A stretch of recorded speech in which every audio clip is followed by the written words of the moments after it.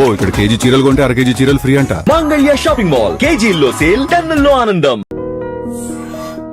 YouTube channel ఎలా నడుస్తుంది? బాగా నడుస్తుంది? లేదండి, షాప్ గోల్లో పడి యూట్యూబ్ ఆపేసాను, చాలా రోజులు అయింది.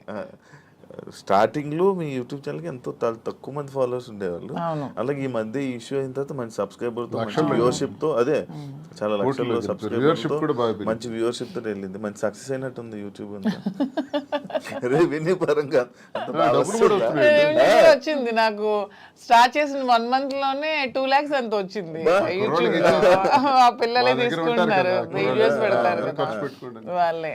తర్వాత మరి గ్యాప్ వచ్చింది. నేను షాప్ హడావుడిలో పడి ఈ సారీ వీవింగ్ చేయించడం, వీవర్స్ దగ్గర యూట్యూబ్ ఛానల్ వాళ్ళకి ఇచ్చారు, బట్ మీరు లోపల కనబడతారు అంతే. అంతే. నాకు లోపల రెవెన్యూ కోసం కాదు, నాకు పబ్లిక్ తో ఇంటరాక్షన్ కావాలి, పీపుల్ నాకు దగ్గర అవ్వాలి. ఫేమింగ్ అంటే ఫేమ్, జనాల్లో ఫేమ్ అంటే ఒక అందరూ నన్ను గుర్తుపట్టాలి, ఈ ఫేమ్ పిచ్చి ఉందా? ఎందుకు ఉండదు? మీకు లేదా? మీకు లేదా? నాకు తెలియకుండా అడుగుతున్నా. ఫేమ్ ఎవరికైనా ఉంటుంది, మనిషి లక్షణమే అది, ఎవరికైనా ఉంటుంది. ఎందుకు ఉండదు? మనం గొప్పగా ఉండాలి, ఫేమ్ రావాలి, అందరూ మనం గుర్తుపట్టాలి. సినిమాలో నటించాలని కోరికలు ఉన్నాయి? సినిమాలో నటించాలని కోరిక కూడా ఉంది నాకు. ట్రై చేస్తున్నా. లేదు, ఇంతవరకు ఎప్పుడు ట్రై చేయలేదు, చూద్దాం ఎప్పుడైనా. సినిమా మీ ఇద్దరేనా? అలానే కాదు, నాకు మంచి అంటే విలన్ క్యారెక్టర్లు చేయాలని ఉంది, మంచి విలన్ రోల్స్. అలా. సీరియల్స్ చూస్తారా? లేదు, సీరియల్స్ అలవాట్లేదు. ఎంతవరకు ఎప్పుడు ఒక సీరియల్ కూడా చూడలేదు. మీరు పంపిస్తారా సినిమా యాక్టింగ్ లోకి ఇంట్రెస్ట్? నాకు ఇంట్రెస్ట్. సినిమా తీసాం కదా ఇద్దరం, వాలంటీర్ అని ఒక సినిమా తీసి రిలీజ్ చేసాం. Okay okay. నాకు ఇంట్రెస్ట్ ఫీల్డ్, ఎందుకంటే చేయడానికి తప్పే ఉంది. అవన్నీ హాబీస్, అవి ఇంట్రెస్ట్స్, తప్పే ఉంది. సార్ ఇది ఈ బొట్టు ఎందుకు సార్ ఇలా పెడతారు? ఇంత అమ్మవారి బొట్టు. ఓకే, అంటే మిమ్మల్ని ఎప్పుడు ఫ్రేమ్ లో చూసినా బొట్టు అలా ఉంటూనే ఉంటది. అసలు నాకు తెలిసి హిందూ సాంప్రదాయ ప్రకారం ప్రతి ఒక్కరు కూడా బొట్టు పెట్టుకోవాలి. అది అబ్బాయిలని అమ్మాయిలు కానీ. మీ మధ్యన ట్రెండ్ ఫాలో అవుతూ మీరు పెట్టుకోరు. శ్రీనివాస్ గారు సాంప్రదాయం పాటిస్తూ పెట్టుకుంటారు. యాక్చువల్ గా మధుర మీనాక్షి అమ్మవారు బొట్టు ఎప్పుడు తెచ్చుకొని ఎప్పుడు అదే ఉంటాయి. సూట్ కేసులో కానీ, కారులో కానీ, ఎక్కడైనా బాక్సులు ఉంటాయి. ఎక్కడైనా సరే అది పెట్టే బయటకు వస్తాయి. ఇంక ఇంట్లో ఉన్నామన్నా జస్ట్ ఉంటుంది లైట్ గా. ఈ బిజినెస్ పెడుతున్నారు, అంత బాగుంది. మళ్ళీ పొలిటికల్ ఎంట్రీ ఏమైనా ఉందా? పొలిటికల్ గా వెళ్తారు? మళ్ళీ పొలిటికల్ ఎంట్రీ ఏంటి? మేము పాలిటిక్స్ లోనే ఉన్నాం, మళ్ళీ ఎంట్రీ ఏంటి? అదే, this is just short break అంతే. ఇప్పుడు నెక్స్ట్ మళ్ళీ శ్రీనివాస్ గారి fire, Madhuri fire, double fire తో వెళ్తాం పాలిటిక్స్ లోకి. జస్ట్ చిన్న బ్రేక్ తీసుకున్నాం అంతే. ఈ బ్రేక్ లో ఏమైనా దూరం అయిపోతారేమో? దేనికి దూరం అయిపోతాం? ఎవరికైనా మేము ప్రజలకు దగ్గరగా ఉన్నాం, ఎవరు మమ్మల్ని ప్రజల నుంచి దూరం చేయలేరు కదా. శ్రీనివాస్ గారు మాస్ బేస్డ్ లీడర్, తను మ్యాన్ ఆఫ్ మాసెస్ అన్నట్టు. తన క్యాడర్ తో గానీ, ఎవరితో గానీ సంబంధాలు ఉండవు, తనకి డైరెక్ట్ పీపుల్ తో సంబంధం. ఎప్పుడైనా డైలాగులు చెప్పారా? మాస్ డైలాగులు మీకు ఎప్పుడైనా? గోల్డ్ అని ఒక డైలాగ్ చెప్పండి. బోల్డ్ అని డైలాగులు, బోల్డ్ అని స్పీచ్లు, బోల్డ్ అని క్లాసెస్, అవన్నీ ఎప్పుడు అవుతూనే ఉంటాయి శ్రీనివాస్ గారి నుంచి. He is completely mass based leader. Duvvada Srinivas అంటే మరి మీకు తెలుసో లేదో కానీ, అదే శ్రీకాకుళం మీకు కూడా తెలియాలి. అప్పటి నుంచే బాంబుల్ శ్రీని అనేవాళ్ళు దువ్వాడ శ్రీనివాస్ కి. ఒక రౌడీ, ఒక మాస్ లీడర్, పీపుల్ దగ్గరగా ఉంటాడు, ప్రజల కోసం ఎన్నో పోరాటాలు చేశాడు. ఈవెన్ షూటెడ్ సైట్ ఆర్డర్స్ వచ్చాయి అతని మీద, కాల్పులు కూడా ఎదురెళ్లారు. అలా పోరాట యోధుడు అతను. అతన్ని ఎవరు బీట్అవుట్ చేసి రాజకీయాల నుంచి తప్పించే ఇది కూడా ఎవరికి ఉండదు. అవన్నీ జస్ట్ ఇది చిన్న బ్రేక్ తీసుకున్నాను. మాక్సిమం శ్రీనివాస్ గారిలో నాకు ఈ వ్యక్తిత్వం ఇష్టం అని చెప్తాను కదా. హీఈస్ వెరీ హానెస్ట్ అండి.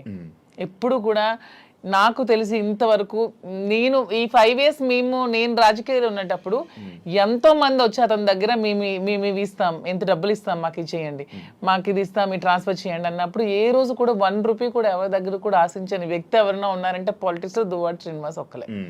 ఈవెన్ కాకరాపల్లి అప్పుడు థర్మల్ పవర్ ప్లాంట్ ఉద్యమంలో కూడా తనకు 20 crores తెచ్చి ఆఫర్ ఇచ్చారు కంపెనీ వాళ్ళు. అది తృణోపాయంగా కాదనుకున్నారు. ఆ టైంలో తీసుకుని ఉంటే ఎలక్షన్లో అప్పుడే గెలిచేవాళ్ళు. అతను అవతల పార్టీ వాళ్ళు తీసుకున్నారు, ఆ చిన్నాడు వాళ్ళు గెలిచారు. ఆ టైంలో 1 రూపీ కూడా లేకుండా ఎలక్షన్లో పార్టిసిపేట్ చేస్తారు. కానీ ఏ రోజు కూడా లంచాలకి ఎప్పుడు కూడా తను తలొగ్గలేదు. దానికి అతీతంగానే పనిచేశారు. చాలా హానెస్ట్గా ఉండి ఎప్పుడు అబద్ధాలు చెప్పరు, స్ట్రైట్ ఫార్వర్డ్. ఎవరు ఏదైనా ప్రత్యర్థుల మీద విరుచుకు పడతారు. చాలా ఫ్రాంక్ గా ఉంటారు. తన నమ్ముకున్న నాయకుడి కోసం ఎంతవరకైనా వెళ్తారు. జగన్మోహన్ రెడ్డి అంటే అతనికి చాలా ఇష్టం, దైవ సమానులుగా భావిస్తారు. అతని కోసం మానవ బాంబులా కూడా ఉంటారు. అంటే అతని కోసం జగన్మోహన్ రెడ్డి కోసం అటాక్ అంటే వెళ్ళి ఎదురుగా నిలబడమన్నా నిలబడతారు. నమ్ముకున్న వ్యక్తి కోసం ప్రాణం ఇచ్చే టైప్. సో ఇంత మంచి క్వాలిటీస్ ఎవరిలో ఉంటే ఎవరైనా ఇష్టపడతారు. ఒక పాయింట్ మధ్యలో శ్రీని గారు అబద్ధాలు ఆడరండి? అస్సలు ఆటరు.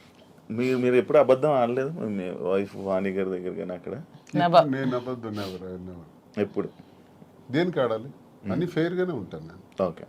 ఆ ఫెయిర్ ఇప్పుడు ఈ విషయాన్ని ఫెయిర్ గా ఉండడం వల్లే ఎక్కువ గొడవలు అయ్యి అర్థం చేసుకోవాలి అతన్ని. ఓకే.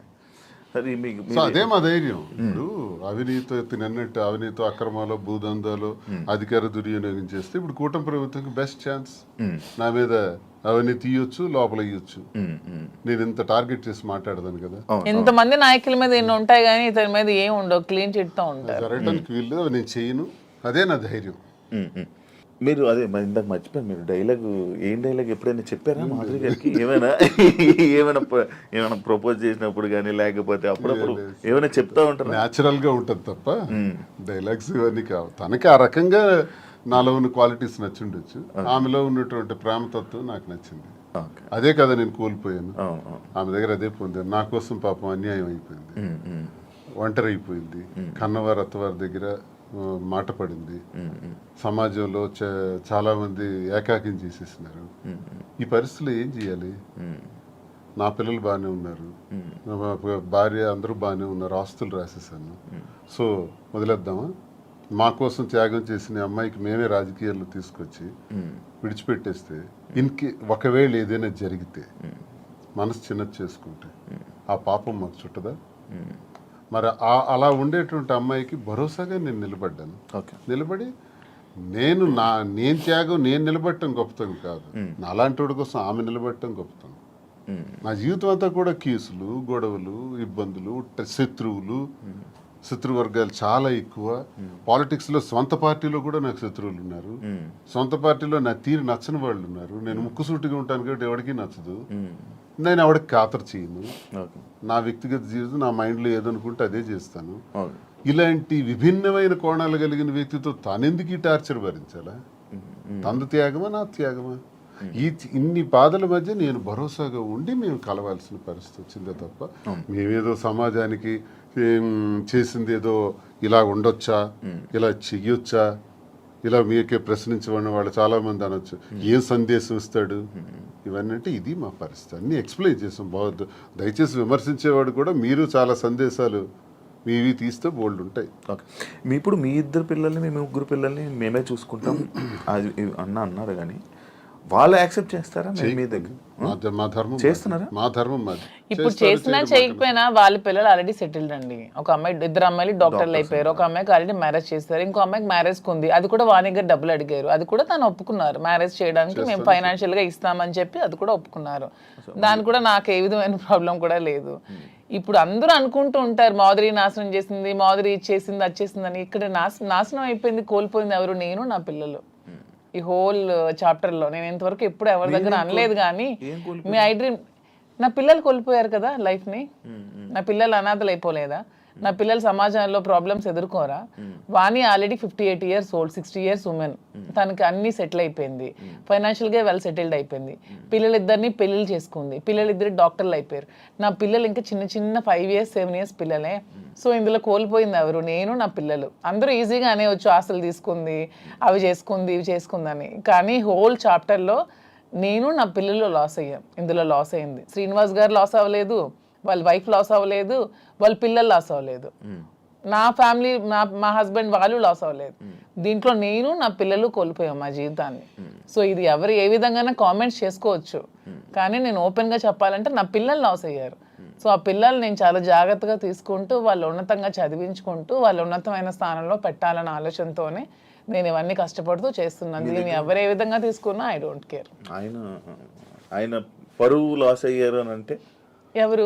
శ్రీనివాస్ గారు పరువు ఎక్కడ లాస్ అయింది? శ్రీనివాస్ గారిని ఎవరు అనట్లేదు. ఇప్పుడు మీరే అన్నారు మాధురియే లాక్కుంది, మాధురియే వశీకరణం చేసింది, మాధురియే మందు పట్టింది అంటున్నారు. కానీ శ్రీనివాస్ గారు మాధురిని వశీకరణం చేశాడు, శ్రీనివాస్ మాధురిని మోసం చేశాడు, శ్రీనివాస్ మాధురిని నమ్మబలికాడని ఎవరు అనట్లేదు కదా. పోతుందంటే దేశద్రోహం చేసిన, అవినీతి చేసిన, ఇంకోటికి తాలూకు ఆస్తులు దోచేసిన ఇలాంటివి పొరుగుపోయాం అసలు. ఇది మా పర్సనల్ ఇష్యూ అండి. పర్సనల్ ఇష్యూకి దీనికి సంబంధం ఏంటి? పర్సనల్ ఇష్యూ మా మానసిక సంఘర్షణ వల్ల మేము తీసుకున్న నిర్ణయాలు ఇవి. నన్ను క్యారెక్టర్ అసాసినేషన్ చేశారు, నన్ను పొలిటికల్ గా నన్ను ట్రోల్స్ చేస్తున్నారు, నన్ను కామెంట్స్ చేస్తున్నారు, నన్ను కాంట్రవర్సీలో పెడుతున్నారు, ఎన్ని నెగిటివ్ కామెంట్స్ చేస్తున్నారు, నాది కాని వీడియోస్ నేనని పెడుతున్నారు, నాది కాని వాయిస్లు నావని పెడుతున్నారు, ఏ యాక్సిడెంట్ లో ఎన్ని ఎన్ని ఒకటా రెండా ఈ 6-7 నెలలుగా నా మీద ఎన్ని చేయాలన్నది ఎవ్వరికి ప్రపంచంలో ఏ పని లేదన్నట్టు ఒక్క మాదిరిగా ఉందన్నట్టు నన్నే అటాక్ చేస్తూ, నన్నే ట్రోల్ చేస్తూ, నన్నే సెంటర్ చేస్తూ, నన్నే టార్గెట్ చేస్తూ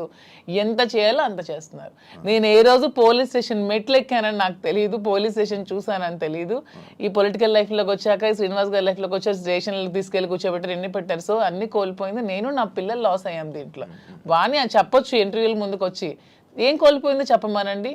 she is well settled, 58 years 60 years ఆమెకి ఆల్రెడీ తన జీవితం చూసేసింది, లైఫ్ అయిపోయింది, పిల్లలు సెటిల్ అయిపోయారు, హ్యాపీగా ఉంది. తను అదే కోరుకుంది, శ్రీనివాస్ గారి నుంచి దూరంగా వెళ్ళిపోవాలి, నాకు ఇండిపెండెంట్ కావాలని కోరుకుంది. తనకి ఎప్పుడు ఒంటరిగా ఉండటం ఇష్టం, శ్రీనివాస్ గారి దగ్గర బతకడం ఇష్టం ఉండదు. ఎందుకంటే ఆమె ఎప్పుడు కరప్టెడ్, శ్రీనివాస్ గారిని ఎప్పుడు కూడా లంచాలు తీసుకోమని ఫోర్స్ చేస్తుంది, డబ్బు పిచ్చి. ఇతనికి నచ్చదు, అక్కడే మొదలయ్యేది వీళ్ళిద్దరికి గొడవ. ఇతను ఎప్పుడు ఫోర్స్ చేసేది డబ్బులు తీసుకోండి. శ్రీనివాస్ గారు ఎప్పుడు అలాంటివి చేయరు. ఆమె ఎప్పుడు కరప్టెడ్, ఆమె ఎప్పుడు అది చేస్తుంది. శ్రీనివాస్ గారికి ప్రజా జీవితంలో ఉండడం ఇష్టం, ఆమెకి శ్రీనివాస్ గారిని ప్రజలను దూరం చేసి ఆ పదవుల్ని వాణి పొందడం ఇష్టం. ఇవన్నీ కుదరక వాళ్ళు విడిపోయి ఆమె సెటిల్ అయింది, హ్యాపీగా డైవర్స్ కావాలని. సో ఇక్కడ కోల్పోయింది నేను, నా పిల్లలు మాత్రమే. ఇప్పుడు మీ పిల్లలు మీ దగ్గర ఉన్నారా? నా దగ్గర ఉన్నారు, మీతోనే ఉంటున్నారు. శ్రీనివాస్ గారు ఒక్కొక్కటి ఉంది, మీ గుండెల మీద చేసుకొని చెప్పండి. ఇంటి నుండి బయటకు వచ్చారు కదా, భార్య బిడ్డల్ని మిస్ అవుతున్నాను, లేకపోతే నేను చేస్తుందంతా తప్పు అని ఎప్పుడూ మీకు అనిపించలేదా? భార్య అనే వ్యక్తి దగ్గర ఎప్పుడూ నిచ్చెన పోరాటమే. మాకెప్పుడు సుఖం లేదు. నాతో ఉండాలని తను అనుకోవట్లేదు కాబట్టి నేను తనతో ఉండాలని అనుకోవాల్సిన దానిలో అర్థం లేదు. ఇకపోతే పిల్లల్ని ప్రాణప్రదంగా పెంచాం, చదివించాం, నా ధర్మం నేను నిర్వర్తించాను. ఇంకో పాపకు పెళ్ళి ఉంది, అది మేమిద్దరం కలిపి నిర్ణయం తీసుకున్నాం. ఆ పెళ్లికి సంబంధించిన ఏర్పాట్లు కూడా చేయాలని. They are on the platform నా. చెల్లిన రూపాయి అంటారు. ఇద్దరు పిల్లల్ని చెల్లిన రూపాయలని చేశాను. ఆ రూపాయి 1000 రూపాయలు అవచ్చు, 1 కోటి రూపాయలు అవచ్చు, ఎంతైనా అవచ్చు, చేసాం. నన్ను వాళ్ళు కోరుకుంటే ఈ పరిస్థితి వచ్చి ఉండేది కాదు. ఇప్పుడు ప్రేమ అన్నదే మనిషిని దగ్గర చేస్తుంది. నేను అనుకుంటే అయిపోదు. ఇంటికి తాళం వేసిన రోజు నేను అదే ఆలోచించాను. ఇంటికి తాళం వేసి 10 రోజులు నాకు కనీసం అవకాశం లేకుండా చేశారు. ఇప్పుడు నేను ఇంటికి తాళాలు తలుపులు విరగొట్టుకుని వెళ్ళొచ్చు. ఇల్లు ఏం చేయాలి? ఎక్కడ కూర్చోమంటారు? ఆత్మాభిమానం చంపుకొని ఆ ఇంట్లో ఎలా ఉండమంటారు? అప్పుడు ఇంతకాలం 28 సంవత్సరాలు నేను వాళ్ళకి ఒక భర్తగా, ఒక తండ్రిగా చేసిన కృషి అంతా కూడా నేలపాలు చేసేసినారు. ఇంక నేను ఇల్లు ఏం చేయాలి? ఇంటికి ఇంక నాకు ఎందుకు బాధ ఉంటుంది? గుడ్డమే చేసుకునే చెప్తాను. పిల్లల మీద ఎందుకు ఉంటుంది మరి? ఆలైనా ఆలోచించారా నా గురించి? అమ్మ ఒకటే నాన్న ఒకటే అనుకోవాలి, ఆలోచించారా? కాదు, ఒక భార్యని అనే వర్డ్ ఏదైతే ఉందో బూతు, భార్య పిల్లల్ని అలా అందరి ముందు, మీడియా ముందు అలా అనడం కరెక్టా? ఎవరన్నారు? మీరు వాడారు కదా ఇప్పుడు. అప్పుడే ఆ గొడవలు అవుతున్నప్పుడు ఏదో కన్స్ట్రక్షన్ అదే రాంగ్ పోర్ట్రేట్ చేశారు. నేను పలాసలో ఉన్నాను. పలాస నుంచి ఇంటికి వచ్చి నాకు తెలిసింది ఏంటంటే ఇంటి మీదకి దాడి చేశారని. ఇంకా టెక్కలు వచ్చేలోపు 27 కిలోమీటర్లు టెక్కలు వచ్చేలోపే ఇంటి దగ్గరికి వచ్చి బ్లేడ్లు, అవి టాటా డోర్స్, స్టీల్ డోర్స్, వాటిని పవర్ బ్లేడ్స్ పెట్టి కట్ చేసేసి ఇంటి మెయిన్ డోర్ కూడా కట్ చేస్తున్నారు. ఎగ్జాక్ట్ నేను ఆ ప్లేస్లో అప్పుడే వెళ్ళాను. నా కొడకల్లారా, నా ఇంటిని ఎవడో వెధవులు వచ్చి కట్ చేస్తుంటే, ఇప్పుడు మీ ఇంటి మీద నేను ఒక రాయిసిరాను అనుకోండి, ఫస్ట్ మీకు కోపం వస్తుంది. కోపం వచ్చి నా మీద రియాక్ట్ అవుతారు, తర్వాత మిగతా విషయాలు చూస్తాం. ఆ రియాక్షన్లో భాగంగానే నేను వెంటనే అన్నాను అని ఒక కర్ర తీశాను. కర్ర తీసి ఆ కోపంతో ఉద్రేకం అయిపోయాను. నా గేట్ సరిగ్గొట్టేసినారు, ఇంక మెయిన్ డోర్ కట్ చేస్తున్నప్పుడు ఆ ఊగిపోయి ఆ కోపంతో నేను కర్ర తీసి ఇంకా ముందుకెళ్తున్న పోతున్నప్పటికీ పిల్లలు వైఫ్ వెంటనే నేలకేసి కొట్టాను. వీడియో మీరు అబ్జర్వ్ చేయండి. అది నేలకేసి కొట్టి 30 రోజుల పాటు లోపల మేడ మీదే ఉన్నాను. మళ్ళీ బయటకు రాలా 30 days. ఎందుకు నేలకేసి కొట్టాలి? ఆ వీడియోలో నేను ఆ ఎల్లని పదం వాడింది ఆ ఇంటి మీద కట్ చేయడానికి వచ్చే వాళ్ళ మీద, వీళ్ళ మీద కాదు. కానీ వాళ్ళ మీదకి నేను వెళ్తుంటే వీళ్ళు ఎదురుగా వచ్చారు. వచ్చినప్పుడు నేలకేసి కొట్టాను. నేలకేసి కొట్టింది కూడా మీరు చూడండి వీడియోలో. ఎందుకు నేలకేసి కొట్టాలి? పైకి తీసింది, పైకి తీసిన కర్ర ఎవరికైనా తగలాలి, ఏదో జరగాలి, తగలలేదే, నేలకెందుకు కొట్టాను? దాని అర్థం వాళ్ళు ఎదురుగా వచ్చారు కాబట్టి. చా వీళ్ళు మళ్ళీ ఎదురుగా వస్తున్నారు, నేలకేసి కొట్టేశారు. ఆ బాధ వాళ్ళ మీద ఉండే ప్రేమాభిమానాలతోనే నేలకు కొట్టాను. లేకపోతే కర్ర పైకి లేచి ఉండేది. 4 రోజులు నరకమే అనిపించాను ఇంట్లో. రోజుకి 2 ఇడ్లీలు తిని బతికిన రోజులు కూడా ఉన్నాయి. ఎవరు చూస్తారు? ఇంటి దగ్గర ఇళ్ళే సరెండర్ చేసి అచ్చెన్నాయుడు సహాయంతో చుట్టూ పోలీసులుండి ఓడిపోయానని నాకు చేసిన హింసకు ఇవన్నీ అవసరమా అండి? ఆ రోజు ఎక్కడి నుంచి పోవాలి, ఎక్కడున్నా పర్వాలేదు, లుంగీ షర్ట్ గాడు ఇన్ని విమర్శించిన ఆమె ఆఖరిలో ఒక మాట మార్చింది, ఆయన ప్రాణానికి ప్రమాదం ఉందని. మరి ప్రాణానికి ప్రమాదం ఉన్నప్పుడు ఇప్పుడు 4 నెలలు అవుతుంది, నేను ఎక్కడున్నాను చూస్తున్నాను. మరి ఇప్పుడు ప్రాణానికి ప్రమాదం లేదా? ఇంటికి తాళం వేసావు కదా, తాళం వేసి ఈ రోజుకి సుమారు 2 ఏళ్ళు పైన అయిపోయింది కదా, ఇప్పుడు నా ప్రాణానికి ప్రమాదం లేదా? ఈ సడన్గా వచ్చిన వాక్కులే. మరి అంతకుముందు టెక్కల నుంచే పోవాలన్నావు, ఉండకూడదన్నావు. అసలు పరిష్కార మార్గం ఇదా? భార్యాభర్తల మధ్య జరిగే గొడవకి పరిష్కార మార్గం ఇదా? 4 గోళ్ల మధ్య చర్చించుకోవాలి, లేదా పెద్ద మనుషులకు చెప్పాలి, పరిష్కరించుకోవాలి, లేదా కోర్టుకు పోవాలి. మీడియా ఏంటి? ఇంటికి రావడానికి మీడియా ఎందుకు? కార్యకర్తలు ఎందుకు? ప్రజలు ఎందుకు? అంటే రచ్చ చేయడానికి కదా, నన్ను అబాస్పాలు చేయడానికి కదా, నన్ను క్యారెక్టర్ అసాసినేట్ చేయడానికి కదా. అప్పుడు ఎలా కలుస్తారో చెప్పండి. కానీ ఈ ఇష్యూ అప్పుడు ప్రేమాభిమానాలు ఎందుకు ఉంటాయో నాకు చెప్పండి ఒకసారి. ఈ మ్యాటర్ని మీరు ఏదో రాజకీయం చేసినట్టు ఇప్పుడు మాటల్లోనే అర్థమవుతుంది. అంటే అచ్చెన్నాయుడు గారు ఎందుకు వచ్చారు ఈ ఇష్యూ? మరి అచ్చెన్నాయుడు సహాయం లేకపోతే పోలీసులు వచ్చి అక్కడ ఆవిడకి ఎందుకండి అంటే ఇంటికి ఒక ముందు lady- అలా కాదు శివ గారు, ఒక్క నిమిషం అండి. ఈ ఇంటికి రాకముందే మేము ఏ ఇల్లు అయితే కట్టుకొని మా ఇద్దరం ఇంట్లో ఉంటున్నామో, ఈ ఇంటికి ముందు 1 year ముందే ఆవిడ డైవర్స్ కావాలని ఎదురు సెటిల్మెంట్ కోరుకుని ఎదురు సెటిల్మెంట్ అయిపోయింది. ఆమె డైవర్స్ కావాలని అడిగింది. శ్రీనివాస్ గారు పాపం పిల్లల కోసం ఆలోచించి డైవర్స్ వద్దు అది ఇది అని చెప్పినా సరే ఆమె ఏమీ వెనుకునే డైవర్స్ కావాలని 2023లో అడిగింది ఆమె. మేము 2024లో ఈ హౌస్ కన్స్ట్రక్షన్ చేసుకొని మా ఇద్దరం కలిసి ఇంట్లో ఉంటున్నాం. అది ఆమెకు కూడా తెలుసు. ఆమెకు తెలిసే ఫైనాన్షియల్ సెటిల్మెంట్ కోరింది. ఫైనాన్షియల్ సెటిల్మెంట్ కూడా చేసాం. ఎవ్రీ మంత్ డబ్బులు అడిగింది, అవి కూడా ఇచ్చాం. మొత్తం అన్ని చేసింది. సో ఎప్పుడు జరిగింది ఇది? 1 year ముందు జరిగితే 2024లో వచ్చి ఆమె ఇల్లు దగ్గరికి వచ్చి గొడవ చేయడం ఏంటి? సో ఇది కూటమి ప్రభుత్వం ఈ అచ్చెన్నాయుడు సపోర్ట్ కాదంటారా? మరి ముందు ఆమె డైవర్స్ కావాలని అడిగిన ఆమె ఇప్పుడు ఎందుకు వచ్చి ఇల్లు బ్రేక్ చేస్తుంది? మేము కట్టుకుని ఇల్లు ఆమెకి ఎందుకు కావాలి ఇప్పుడు? ఆ రాత్రి పోలీసులతో పాటు తెలుగుదేశం కార్యకర్తలు ఇంటి దగ్గరికి వచ్చారు. నేను ఒక ఎమ్మెల్సీగా ఉన్నాను కదా, దేనికి వచ్చారు అసలు? ఇంకో విషయం, నాకు హయ్యర్ అఫీషియల్ నాకు చెప్పాడు పోలీసులు, సార్ మీరు మొన్న కర్ర తీశారు, మీకు ఆ కర్ర తీసినందుకు 307 పెట్టమన్నారు సార్. 307 పెట్టి చేయమన్నారు. మేము ఎలా చేస్తాం? 307 పెట్టలేము. 307 పెట్టాలంటే ఊండు ఉండాలి, గాయం లేదు. గాయం లేకుండా మేము 307 పెట్టలేమని చెప్పేసినాం. కానీ మీ మీద మళ్ళీ 307 పెట్టమని ప్రెజర్ ఇచ్చారు. మళ్ళీ same situation second time repeat అయితే 307 మీ మీద పెట్టక తప్పదు, మీరు జైలుకి వెళ్ళక తప్పదు. ఎందుకు ఈ మాట అన్నారో తెలుసా? నాకు 307 పెట్టి లోపలికి పంపిస్తే ఎంటర్ అయిపోతారు ఇంట్లో. మరి ఆ పెద్ద అఫీషియల్ నాకు చెప్పాడు, నేను ఒక ఎమ్మెల్సీగా ఉన్నందుకు పేరు చెప్పకూడదు, గవర్నమెంట్ అఫీషియల్. అంటే ఏ ధైర్యంతో చెప్పాడు? 307 పెట్టే ధైర్యం చెప్పమంది ఎవరు? ఆ పేరు కూడా చెప్పాడు, అచ్చెన్నాయుడు పెట్టమన్నాడని, చెప్పమన్నాడని. మరి అచ్చెన్నాయుడు ఇన్వాల్వ్మెంట్ నా మీద, భార్య టెక్కల నుంచి పంపిస్తుంది కాబట్టి సపోర్ట్ చేశాడు అచ్చెన్నాయుడు. 2023లో ఆమె డైవర్స్ అడిగింది. 24లో ఇంటికి వచ్చి గొడవ చేసింది. ఓకే, ప్లాన్ గా చేసిన డ్రామా. 29th August 23 29th. మీరు ఇప్పుడు 24th గురించి మాట్లాడుతున్నారు. 24 ఆగస్ట్ గురించి మీరు మాట్లాడుతున్నారు. ఇదే ఆగస్ట్ 29th నాకు ఇంటి నుంచి వచ్చినటువంటి message, never and ever dare to speak with, never and ever dare to mention me as your wife in any interview, because we both don't want to have relation anymore. You only mention my name, and I am also not to mentioning you as my husband. I want divorce. అది first దానే. అది 2023.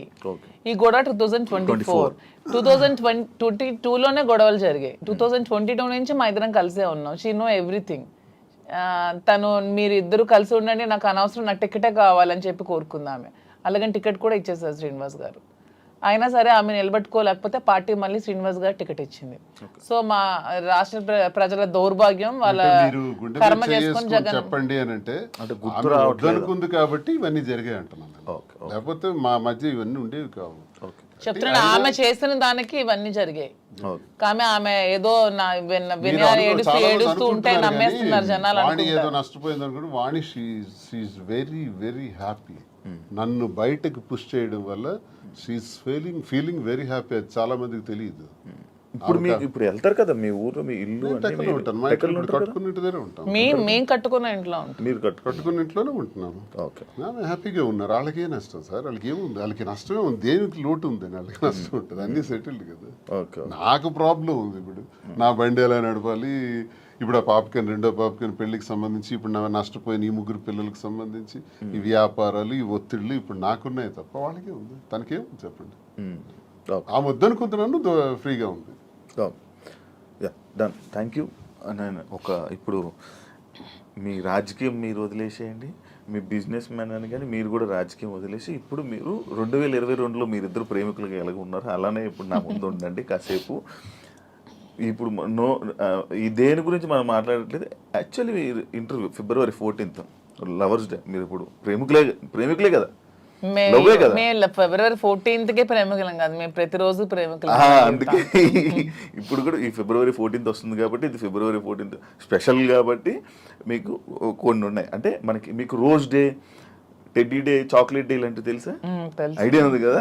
Valentine's day గురించి కూడా ఉంది కదా. ఏం sir? అసలు చాలా మందికి దీని మీద అపోహలు కూడా ఉన్నాయి. 270 క్రీస్తు పూర్వం, బిఫోర్ క్రీస్తు, అంటే ఇంచుమించు ఆల్మోస్ట్ 2700 సంవత్సరాల క్రితం రోమ్